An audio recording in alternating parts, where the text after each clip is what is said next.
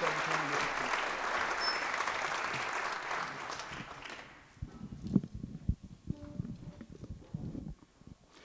evening. Can you hear me? Good. I cannot. Just kidding. Make no mistake. This concert is about life. This concert is about what we do with the life we have. What we call life, does to us, and how we perceive and how we react to it. The idea from Songs from Inside came exactly from this piece that you just heard, Canti di Prigionia, Song from the Prisons. Composer Luigi Dallapiccola was concerned about the uprising of the totalitarian regime, and he decided to express himself through music. And this is what we do here. Artists have our voice, and our mission as artists is also to empower voices of other people. As the choir sang beautifully, as you saw, and they all together, they sing together so they can sound more powerful. And when I had contact with the score of Canti di Prigionia, the idea of commissioning to Elijah Smith, one of the greatest composers of our time, a 21st century version of what Canti di Prigionia would be. And this time, we had the connection with the American Prison Writing Archives, which was such a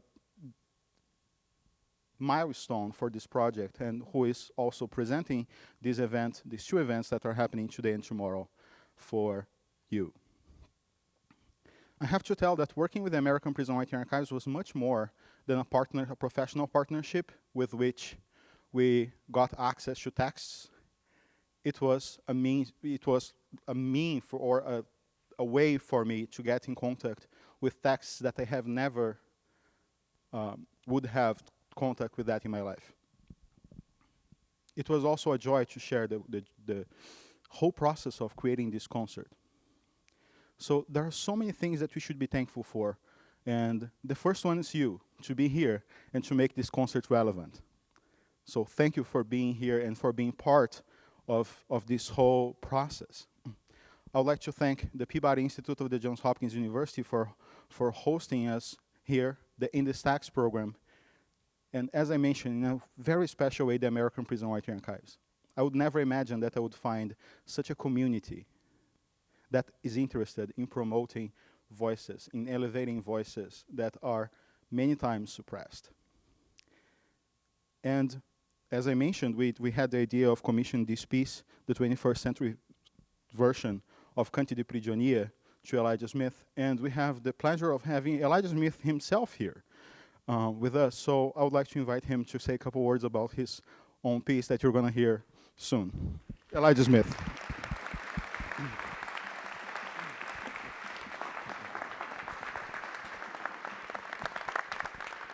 Wow. Good evening, everyone. Thank you all so much for being here. My name is Elijah Daniel Smith. I wrote this next piece, Neither Persons Nor Property, which is a quote taken from Frederick Douglass. This piece is deliberately dark, unsettling, and sometimes disturbing. When I was writing this, I found that a lot of artwork that tackles difficult subject matter tends to do so from a distance. It allows us to keep our distance from it emotionally so that we don't have to experience the unpleasantness that it actually portrays. And I wanted to not do that. This piece is based on the text from Brian Fuller, who is currently in prison. And so it not only attempts to convey his poetry, which expresses a sense of optimism, but also, of course, frustration and regret. But I also wanted to express the realities that our criminal justice system presents. Our country has a long history of imprisonment at an incredibly disturbing rate. And so while Brian's experience in prison is unique to himself, the experience of imprisonment and subjugation and oppression in this country is not unique to Brian. And so I wanted to express that through the chorus and through the rest of the ensemble in this piece. So with that in mind, thank you all for being here. Thank you to Juliano. Thank you to the next ensemble. Thank you to Icarus and the instrumentalists. Thank you to Beth Willer, and thank you to Sam Bessen for, facilitating this entire project, especially my connection and communications with Brian himself. So I hope you all enjoy, and I hope you all internalize more than anything else. So thank you for being here. This next piece is Neither Persons Nor Property.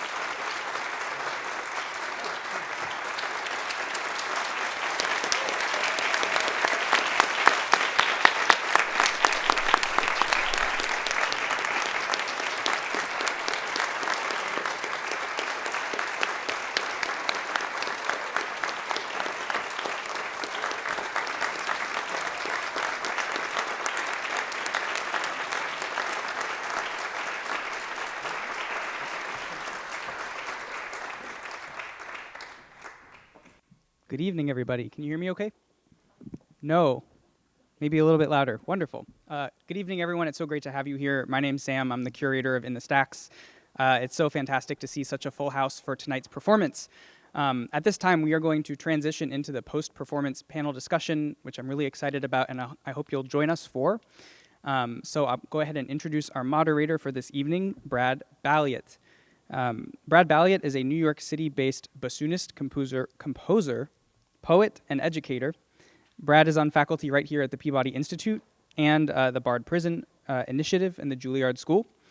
He's an advocate for creativity as a human right. He regularly leads composition and songwriting workshops in correctional facilities throughout the country. This season, he's working with musicians at Sing Sing Correctional Facility, Fishkill Correctional Facility, San Quentin, Cheshire Correctional Institution, Lee Correctional Institute, and facilities on Rikers Island. His work is supported by organizations including Musicambia, Dakota, Project Music Heals Us, and the Bard Prison Initiative. In New York, Brad frequently performs with the Metropolitan Opera, New York City Ballet, the Knights, and Chamber Music Society of Lincoln Center. Please join me in welcoming Brad.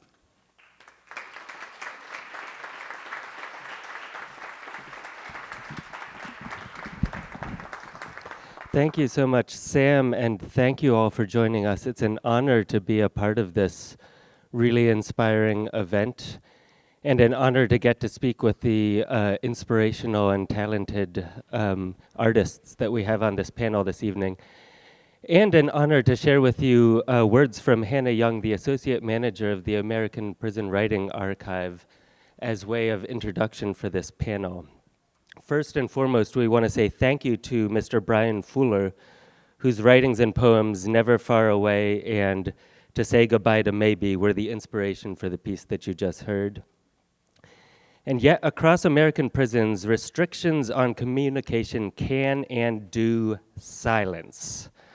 Writing materials might be limited or confiscated. Manuscripts face heavy redaction, destruction, or rejection by the prison staff. Publications might be deemed contraband, something that I've seen over and over in prisons. Phone calls and correspondence are monitored and restricted. Communicating with folks on the inside isn't as simple as picking up the phone or sending a text. There's a whole network of privately run prison communication systems that too often directly inhibit communications and are unreliable for sustained connection. These are expensive, sometimes running up to $10 for a 30-minute phone call. For people making cents on the hour, this can be prohibitive and extractive, and I would add the word predatory.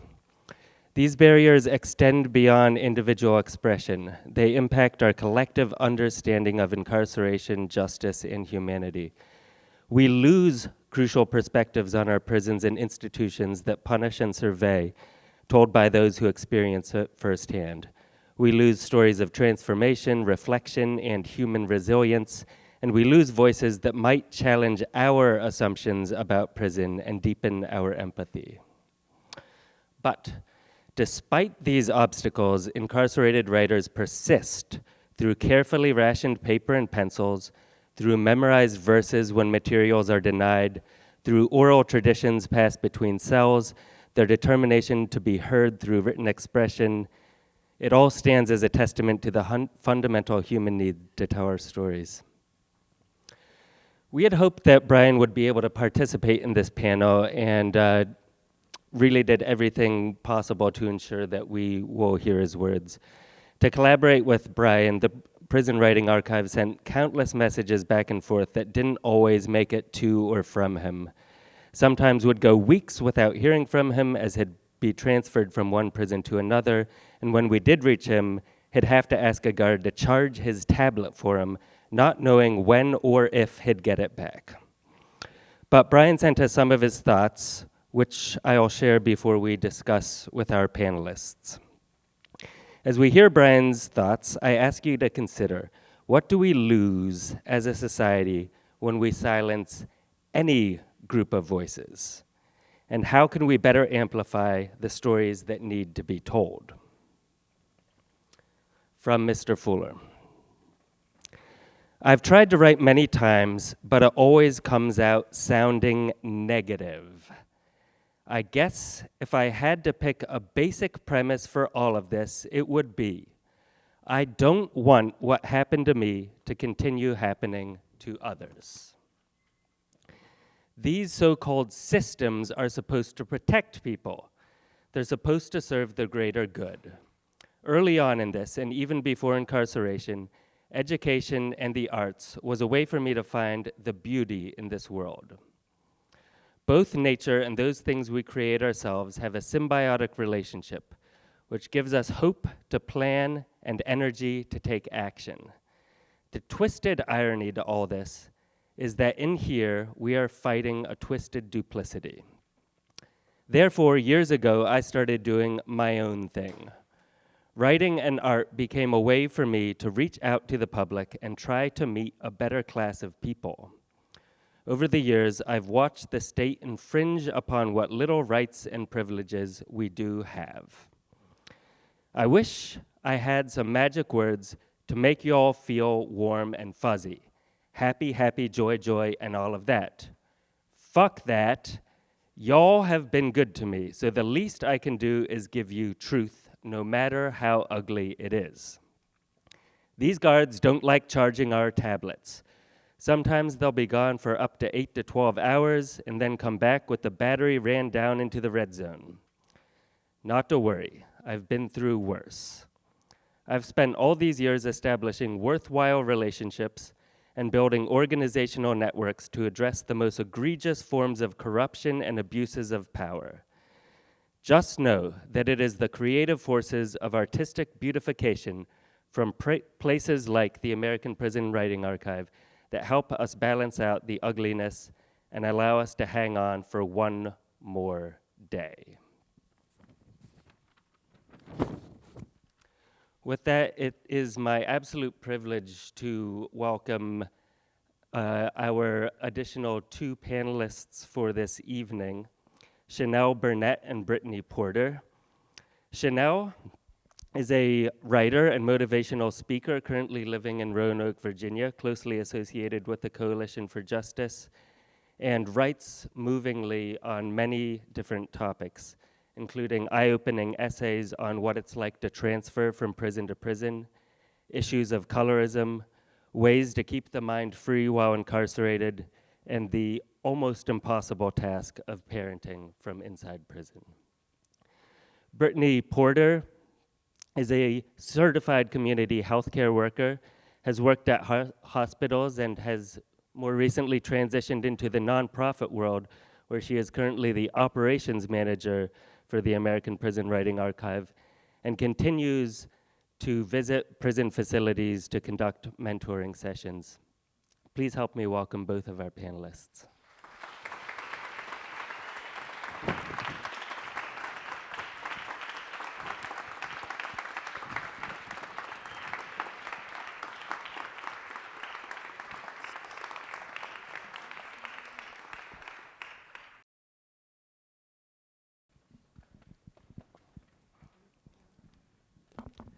Welcome to the Peabody Library. It's a beautiful place, isn't it?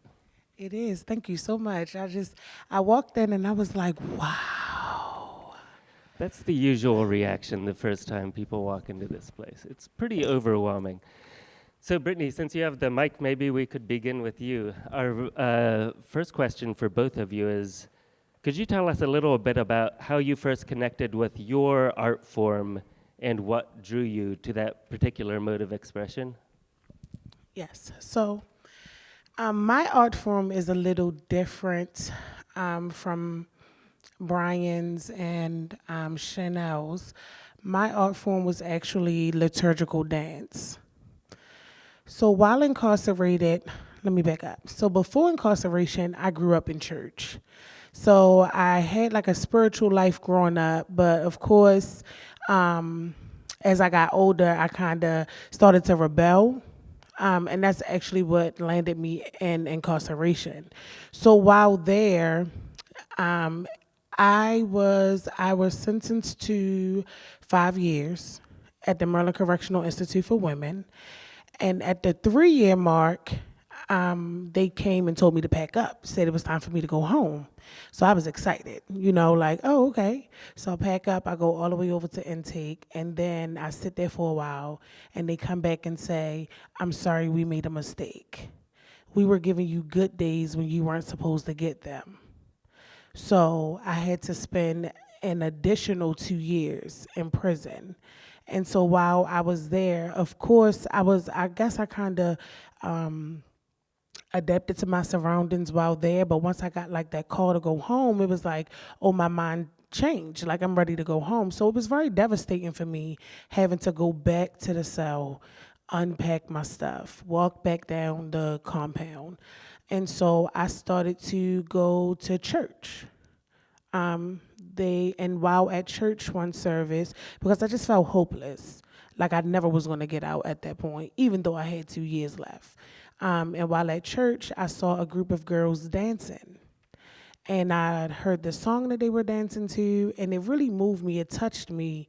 And I was like, wow, like I could see like the zeal, and I felt every move that they were making. And I actually decided to become a part. Beautiful story. Thank you, Brittany. And Chanell, how did you first connect with your art form? I actually have 2 art forms. I am a songstress and a writer. My family we have a musical background, so I've been singing since I probably could talk. And also I've been writing since I could hold a pen. However, when I became incarcerated, at the beginning I didn't really write much, just maybe some journaling, but I had an unfortunate incident where I was dropped from a stretcher and nobody wanted to help me. I wrote like 70 attorneys, nobody would help. So I started to write letters and send them out into the community about my experience. And I was connected with the Coalition for Justice. From there, I had a weekly blog and I wrote, and from there I was connected with more opportunities to do writing. So I've been writing ever since, and that's pretty much it. And we're very grateful for the writing. By the way, you should all Google Chanell Burnett and check out some of her writing online. It's well worth the time. All right, let's get into it a little bit more. It's a sort of multifaceted question. How does exposure to arts programs inside prisons reveal bigger truths about what the incarceration system, the prison industrial complex, provides or fails to provide for human dignity and rehabilitation? So I think that it's more along the lines of what it fails to provide. And that's because we have all of these art forms like liturgical dance, or maybe writing or book clubs or whatever kind of extracurricular activities they would call, but they look at them as just that, as something that we really shouldn't even be allowed to do. So even, and for me, for an example, I was a part of a dance team to dance during church services, but the officers didn't really think that that was a big deal. So when it came time for them to call, or when we knew that it was scheduled for us to go, and we would say, hey, you know, it's time for dance practice. Oh, go back to your cell, they didn't call it. And so they really didn't care. And for me, it was a way for me to express what I was feeling, to express what I was looking for me to basically have an outlet. But the prison system doesn't really care about that. They just, I don't know how to explain it.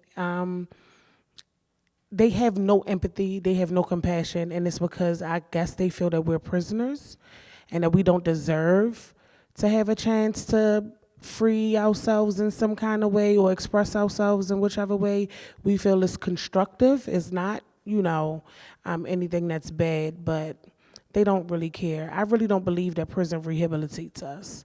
I think that we have to make a conscious decision to want to rehabilitate ourselves, because if we leave it up to the prison system, we'll be right back. So.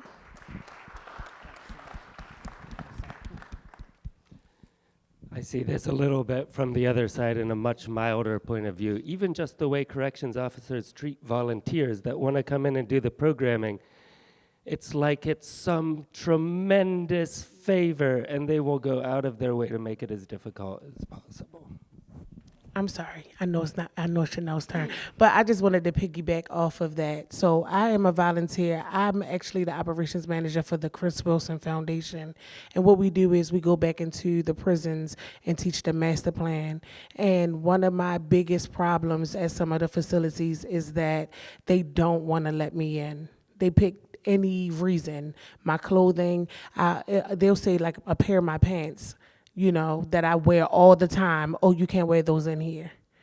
And I'm volunteering to go back to give a service. And even MCIW, I go back there. That's the prison that I was incarcerated in. Every single time the officers see me, oh, what are you doing here? So they don't really expect for us to change. They don't want us to change, and they really don't want to build any avenues or roadways for us to be able to do that. The end. Chanell, same question for you. What sort of bigger truths about the carceral system do you feel that art programs sort of reveal? Well, I actually feel that, like Brittany said, the prison system fails to provide any creative art forms for us. If we don't want to do it ourselves, we won't get it done. Basically, if you don't enroll in some sort of college program or correspondence course, there is really nothing for the arts. So you have to find something, your creative niche, to get into basically on your own, or you won't get rehabilitated. It's basically a state of mind, like Brittany said. If you don't make good choices and don't want to go further, do better, you're stuck. They don't want to help you. Everything is so negative all the time. They don't respond well to people who are respectful. But if you approach them in a negative manner, you're yelling and you're cursing and all of that, those are the people who get the most help, get the most attention. And it's really counterproductive, actually. A follow-up question for you, Chanell. Did you find it was important to locate a community of artists inside prison? Was that something that you were able to find, and was it helpful in sort of unlocking your own voice? Actually, no, I had to kind of find it on my own, but I did have like some friends, who did artwork, and we would just sit down and kind of make cards together. I would write, they would do the artwork, but basically not a lot of women wanted to do anything positive. Question for both of you about your personal experience and how it relates to the artwork you create. Did you find yourself bringing your personal experiences into your artwork, or were there impactful situations that inspired your work? or was art an opportunity to really explore a world far away from personal experience? So I believe that I was able to find a portion of my life to bring. As I stated earlier, that I did grow up in church, but back when I was younger, we didn't have liturgical dancers. So for me to connect with the dancers and to be able to, I guess, perform those dances, it really did kind of bring me like full circle to like my beginning, and how I was raised, and I guess you would say like my religion.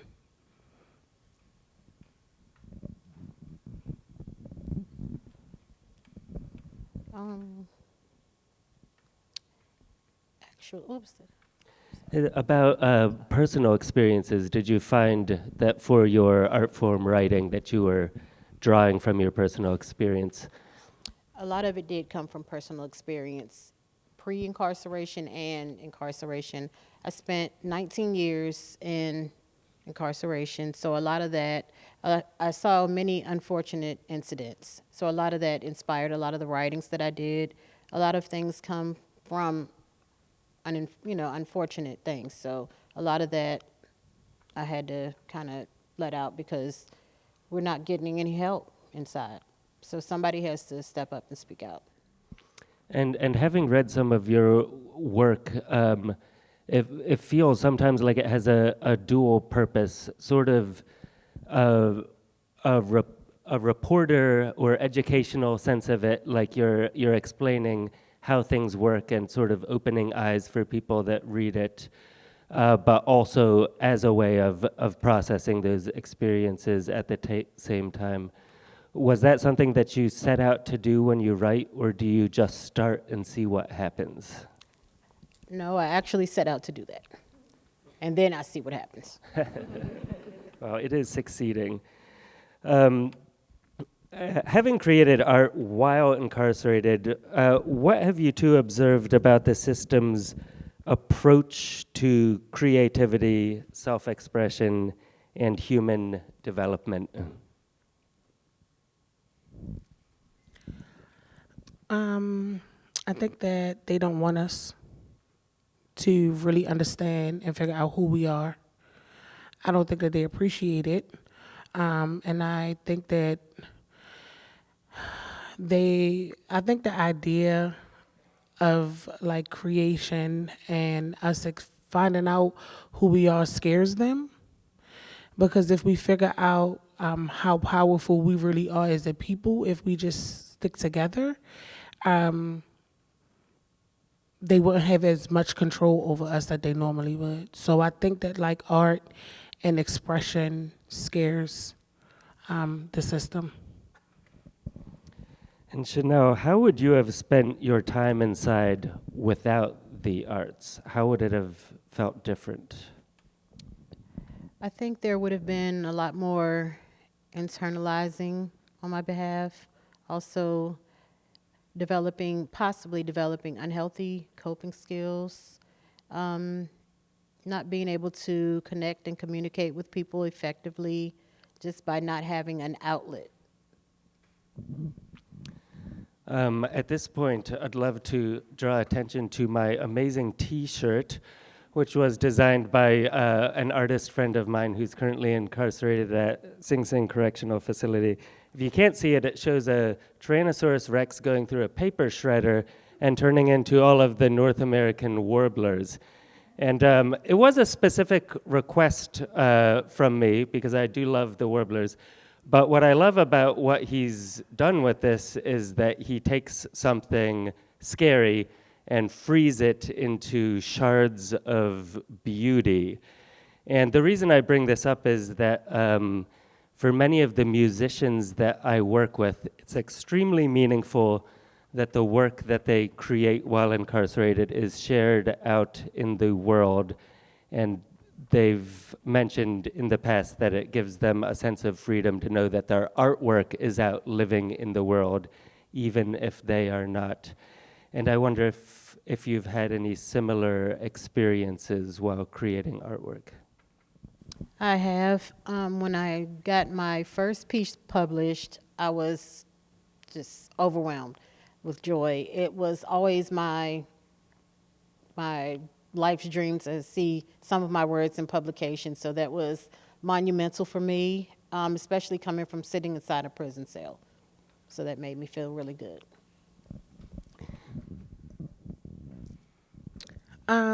So I haven't had anything published. I'm not as fancy as Chanell over here.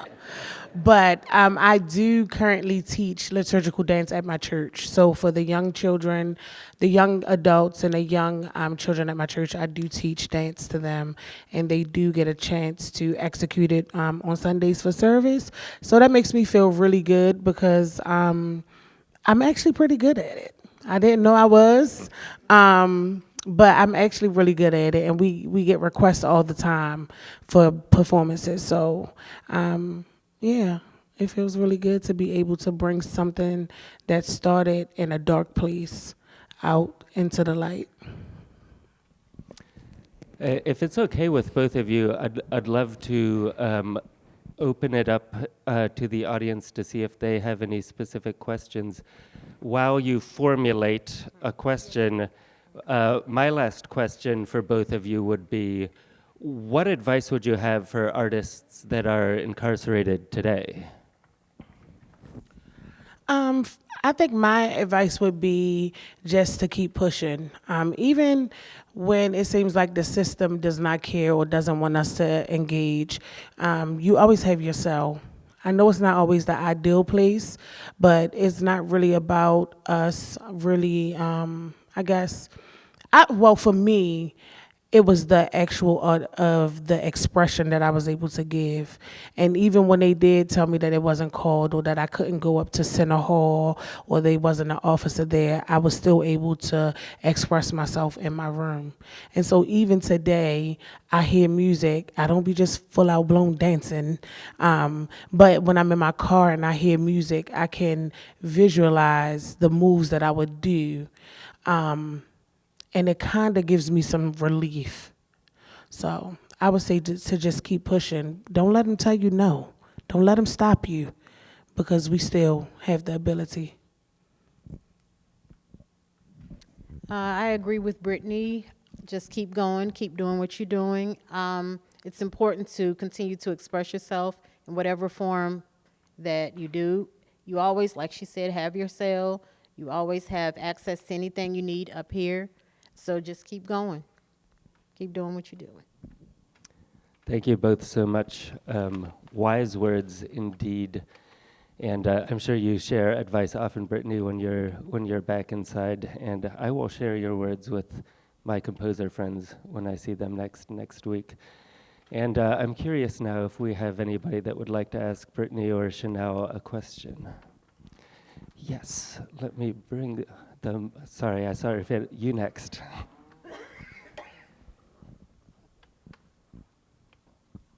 I know you both have very different mediums, but I'm curious about which piece you're the most proud of out of your work.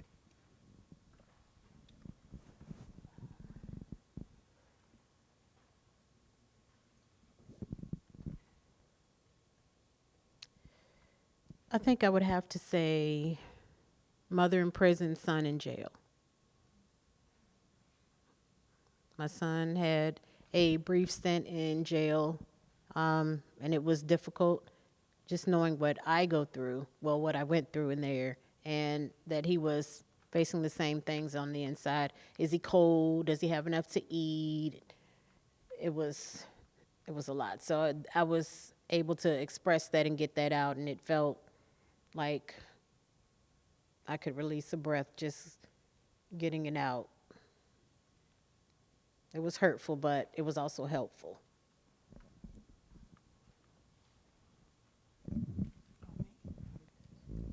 Okay. So, one of my favorite dances, one of the dances that I created that I think touched me a lot or took the most out of me is a song called Deliver Me by Donald Lawrence.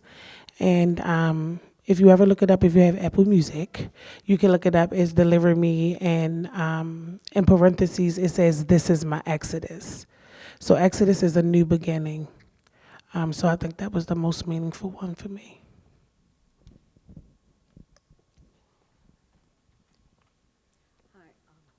Hi, I was actually coming off that. I think it may be related. I was wondering, your experience, I'm an artist also, and your experience, the negative being incarcerated, like, would you have found your art without that negative? You had to reach for it, is my guess, but that's my question. So no, I wouldn't have found it. A lot of people, I have this conversation with people all the time. Incarceration for me, as bad as the conditions are, incarceration did help me. It did save my life. But it only saved my life because I chose to turn the situation into something positive. Because I chose to take a step and sit back and reevaluate my life and make some conscious decisions, decide that I didn't want to be the same person that I wanted to be. If I had still been free, I'd have never made those decisions because I would have still been running the streets and doing whatever it was that I was doing. When I came home from prison, a lot of my friends that were my friends before I went to jail were strung out on drugs, same age as me. And I believe that if I had not been to prison, that probably would have been me too, because that's just the people that I was running with. So I don't think that I would have found it. And sometimes we get put in situations so that we can find these things, because otherwise, with the hustle and bustle of life, it'll fly right past us. My mom always likes to tell me that I had to go in to come out great, and I like that. Had I still been home, I don't think I would have found enough opportunities for writing. I probably still wouldn't have been writing. Raising 2 kids, there just wouldn't have been much time for that. I got a lot of good education while on the inside, which kind of fostered a lot of the good writing also. So, no, I don't think I would have either.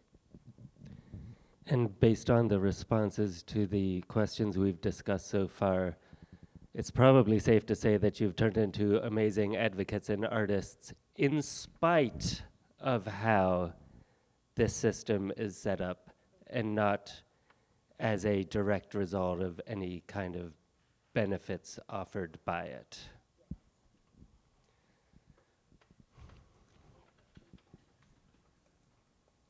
Brittany, you mentioned that you had provided courses while you were incarcerated to other inmates. But Chanell, was any of your writing made available to folks that were also incarcerated? Yes, ma'am. We also had a newsletter in Fluvanna. So I wrote a few things for the newsletter, but a lot of it honestly went on the outside. But I would share, different things with my friends or, anybody that wanted to have a special piece of writing, I would offer it for them.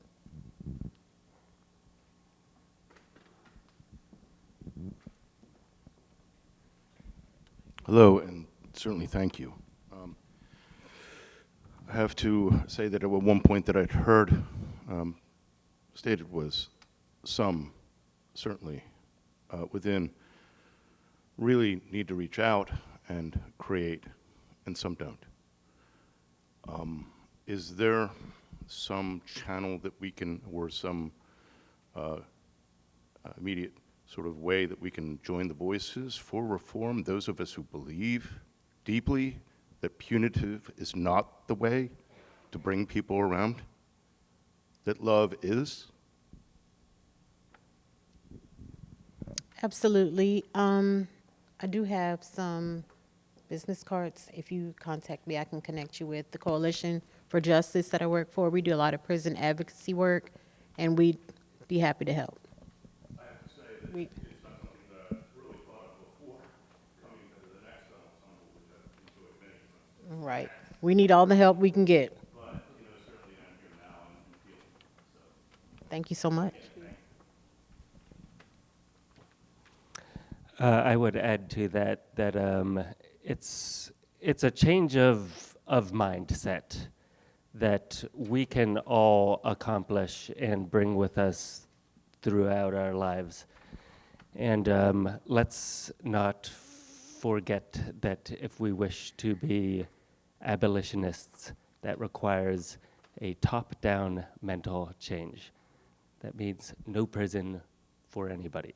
There are other ways.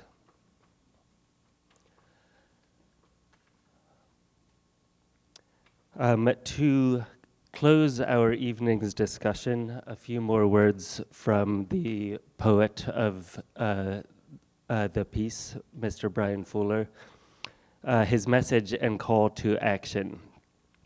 I simply must create. Honestly, I'm 56 years old and I still don't know what I want to do when I grow up. I do know this, I'll always live each day to the fullest. Despite that cumbersome, grumpy old bastardness which relentlessly assails this troubled and damaged brain, I'll never give up on hope, faith, and love. These three remain. So I'm asking y'all to promise me something too. Johns Hopkins is the premier university for training our doctors, psychiatrists, psychologists, and the rest of those noble and essential disciplines. No problem is too big to fix. Not cancer, not the prison industrial complex, not even that broken American dream. If I can continue doing what I gotta do under these circumstances, then imagine what y'all can do. So friends, cue up Fleetwood Mac's World Turning and turn it up really fucking loud. We got a lot of work ahead of us, and we've got so much more that we need to discuss. Y'all know where to find me. I'm not going anywhere for a while. Much love and respect, Brian Fuller. May I ask for a huge round of applause for all of our panelists, including Mr. Fuller. Thank you so much, Chanell. Thank you, Brittany.